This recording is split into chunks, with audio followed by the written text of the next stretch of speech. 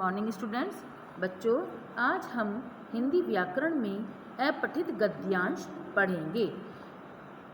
अपठित गद्यांश का अर्थ क्या होता है बच्चों? सबसे पहले हम यह जानेंगे कि अपठित गद्यांशों का अर्थ। अपठित का अर्थ है जो पढ़ा नहीं गया और गद्यांश का अर्थ है किसी विशेष विषय पर आधारित गद्य खंड।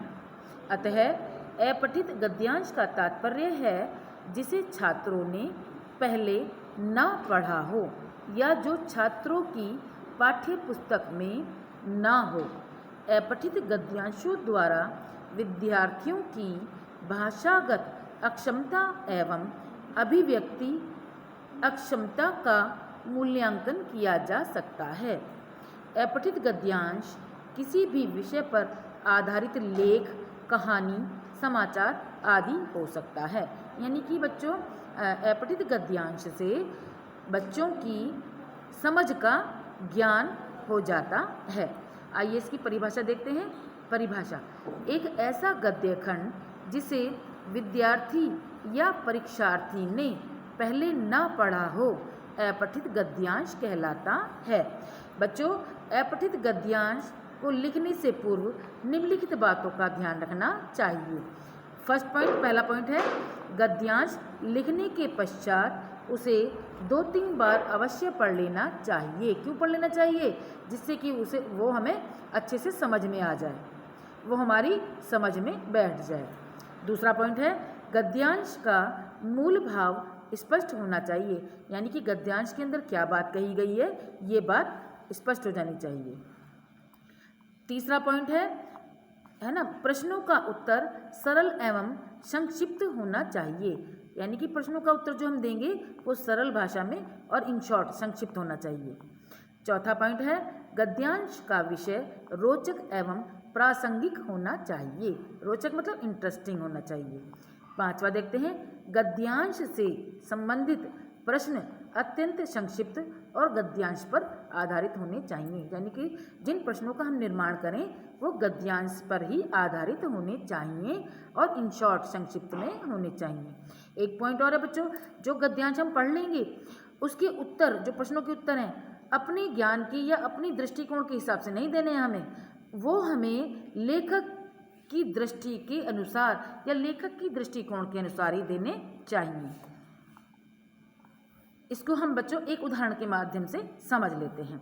देखिए, पहला गद्यांश, पानी के बिना हम जीवित नहीं रह सकते हैं, अतः यह पानी हमारे जीवन में महत्वपूर्ण स्थान रखता है।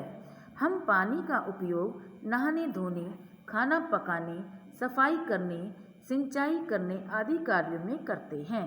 पानी के बिना जीवन संभव नहीं है ना। हम पानी को विभिन्न स्रोतों से प्राप्त करते हैं। स्रोत मतलब माध्यमों से, विभिन्न जगहों से, है ना। पानी का मुख्य स्रोत वर्षा है। वर्षा का कुछ पानी नदियों एवं तालाबों में जाता है और कुछ जमीन में चला जाता है। कैसे है वर्षा स्रोत? देखो, नदियों में भी जाता है वर्षा का पानी, तालाबों में भी जाता है और कुछ जमीन के अंदर चला जाता है। तो मुख्य स्रोत क्या हो गया? वर्षा हो गई।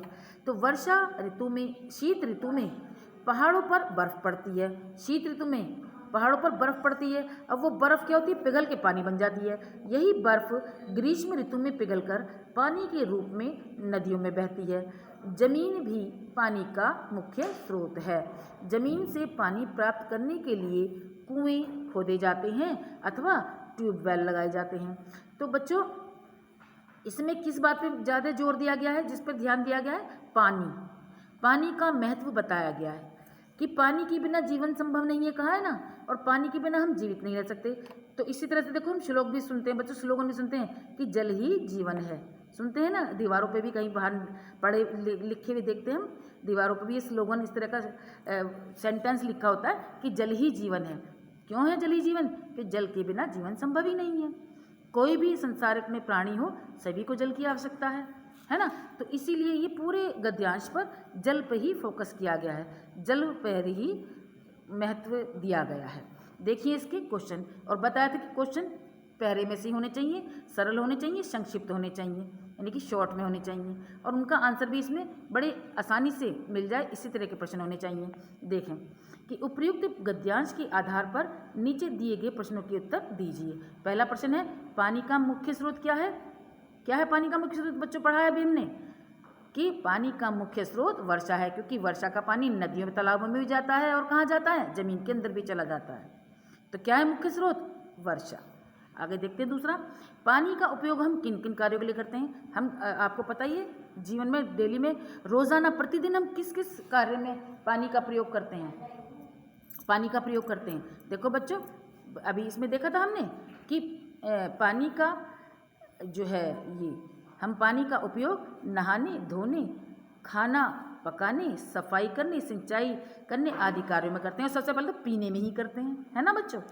आगे देखते हैं कि पानी की आवश्यकता किस किस को होती है? सभी को होती है, क्योंकि जल ही जीवन है, जल के बिना जीवन संभव नहीं है और पानी के बिना हम जीवित नहीं रह सकते, है ना। तो इसमें देखते हैं इन्होंने क्या आंसर दिया है कि पानी की आवश्यकता मनुष्यों, जीव जंतुओं, पेड़ पौधों सभी को होती है ना, सभी को चाहिए पानी।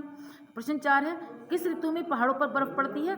तो ये हमने देख लिया था कि शीत ऋतु में पहाड़ों पर बर्फ पड़ती है ना बच्चों। तो इस प्रकार से हमने ये गद्यांश पढ़ा, इसके प्रश्न देखे, प्रश्न के उत्तर इसी गद्यांश में से निकाले, है ना। और हमें ये ध्यान रखना है, उत्तर जो है हमारी समझ के आधार पर नहीं होने चाहिए, लेखक के दृष्टिकोण के आधार पर होने चाहिए।